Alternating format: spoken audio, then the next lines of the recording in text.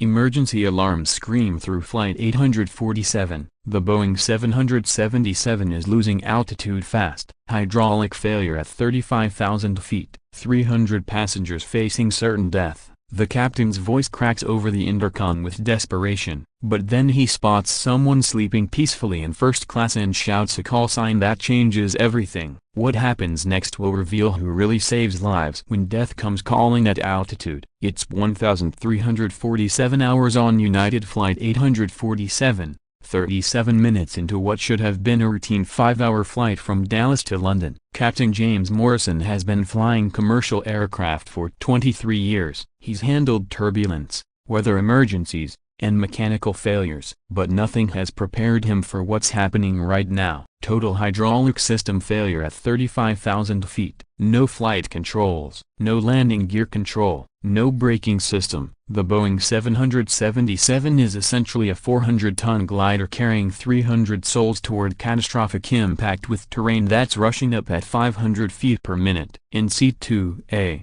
Dr. Elena Viper Rodriguez appears to be exactly what her first-class boarding pass suggests. A successful businesswoman sleeping through routine flight turbulence after a long week of corporate meetings. Designer suit, expensive luggage. The kind of passenger who boards first class for comfort and privacy. What Captain Morrison doesn't know yet is that Dr. Rodriguez isn't sleeping through turbulence. She's been awake for the past 10 minutes, analyzing engine sound patterns, feeling airframe vibrations, and calculating descent rates with technical precision that comes from training most people don't possess. Ladies and gentlemen, this is your captain speaking. We're experiencing some technical difficulties and beginning our descent into Denver for a precautionary landing. Please remain seated with your seatbelts fastened. But Elena knows better. The aircraft's descent angle, engine sound variations, and control surface response patterns don't indicate precautionary anything. They indicate catastrophic system failure that conventional commercial aviation training doesn't prepare crews to handle. Through her closed eyes,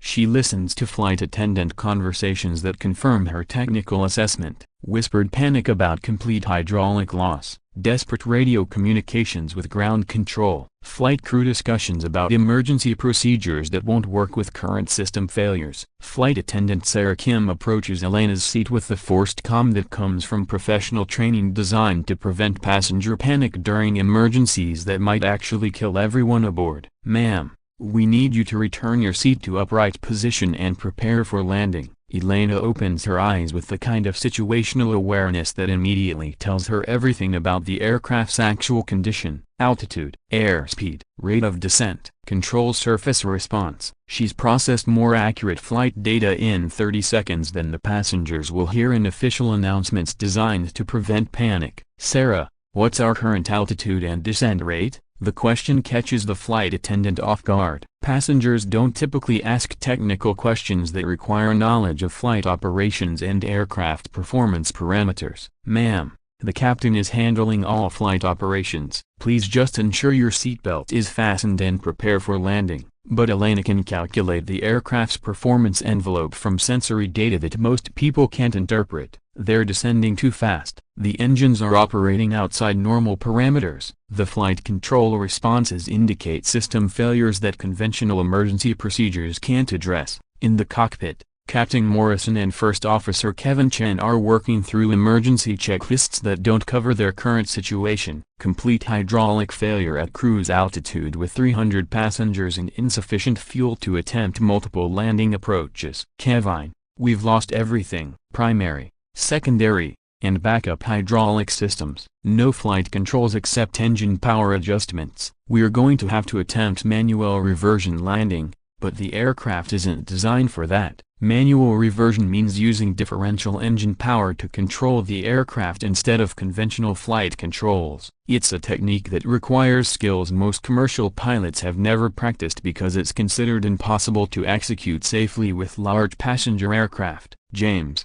manual reversion with a 777? That's never been done successfully. We need to consider other options. But there are no other options. The aircraft is descending whether they control it or not. The choice isn't between safe landing and emergency landing. The choice is between attempting an impossible landing technique or watching 300 people die in an uncontrolled crash. Elena unbuckles her seatbelt and stands up. Despite flight attendant instructions to remain seated, her movement toward the cockpit door reflects decision-making authority that doesn't match her apparent role as first-class passenger. "Ma'am, you need to return to your seat immediately. We're in an emergency situation." "Sarah, I need to speak with the captain about technical options for manual reversion landing with complete hydraulic failure." The flight attendant stares with confusion. Passengers don't know technical aviation terminology. They don't understand manual reversion procedures. They don't have knowledge that would enable them to offer assistance during flight emergencies. Elena reaches the cockpit door and knocks with authority that suggests she has every right to be there. When Captain Morrison opens the door,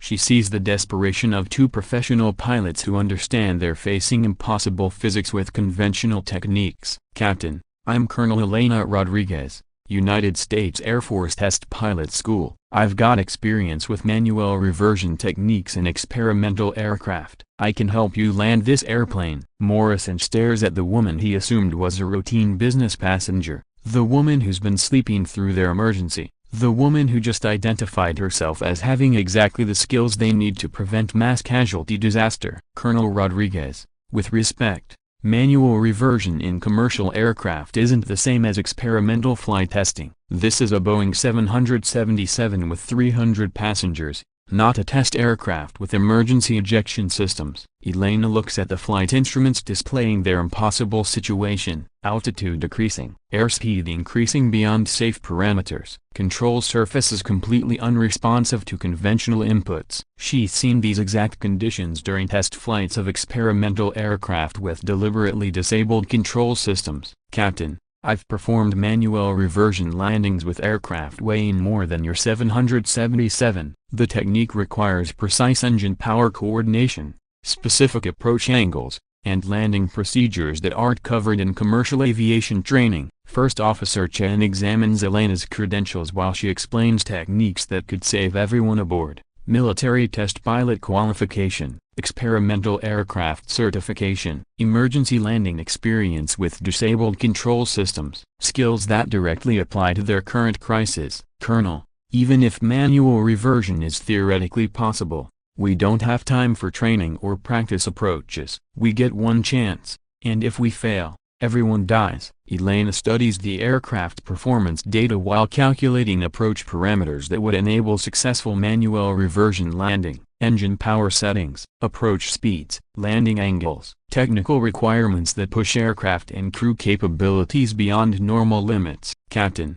manual reversion requires precise coordination between both pilots and specific approach techniques. I can talk you through the procedures, but execution requires perfect timing and absolute trust in unconventional flight control methods." Morrison realizes that refusing help from the only person aboard with relevant experience means accepting certain death for 300 passengers. Elena Rodriguez represents the difference between attempted rescue and guaranteed catastrophe. "Colonel Rodriguez, what do you need from us?" Elena takes position between the pilot seats and begins providing technical guidance that transforms an impossible emergency into a challenging but achievable landing procedure. Engine power coordination techniques, approach angle calculations, landing speed parameters that account for disabled control systems. "Captain, manual reversion requires using differential engine thrust to control aircraft attitude and direction. Left engine power controls left turns, right engine power controls right turns. Both engines together control pitch attitude and approach angle." For the next 18 minutes,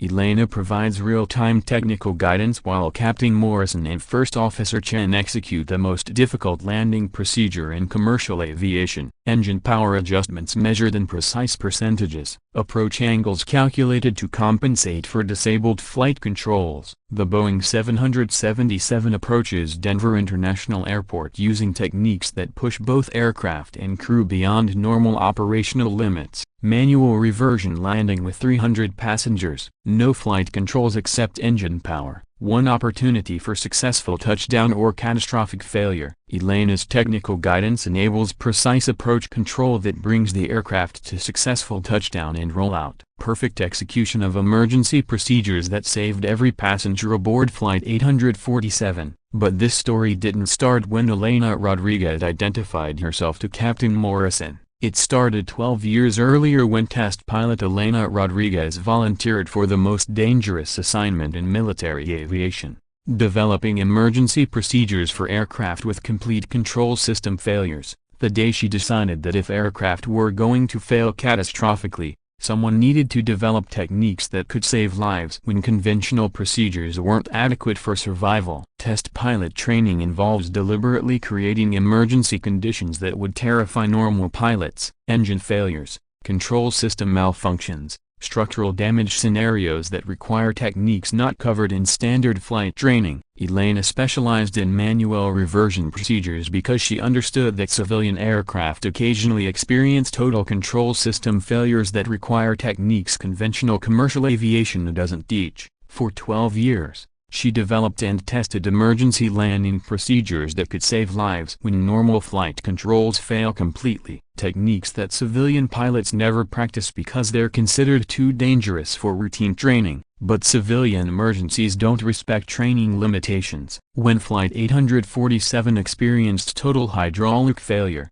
conventional procedures weren't adequate for survival. The aircraft needed someone with experience in impossible flight conditions. Elena's decision to reveal her identity and technical expertise prevented the crash of Flight 847 with 300 passengers. Her manual reversion guidance enabled successful landing that conventional emergency procedures couldn't achieve. 6 months later, Elena Rodriguez became the first military officer assigned to civilian aircraft emergency procedure development. Her experience with impossible flight conditions now protects commercial passengers whose lives depend on techniques that conventional training doesn't provide. Where heroes hide in plain sight until impossible circumstances require extraordinary capabilities, where the most important expertise comes from people whose training prepared them for emergencies that conventional procedures can't handle. Remember Colonel Elena Rodriguez when you encounter technical experts whose specialized knowledge seems unnecessary until catastrophic failure requires exactly their expertise. Someone whose qualifications exceed apparent requirements until emergency conditions demand capabilities that only specialized training provides. Because sometimes the difference between catastrophic failure and miraculous survival is having someone aboard who trained for conditions that conventional procedures don't address,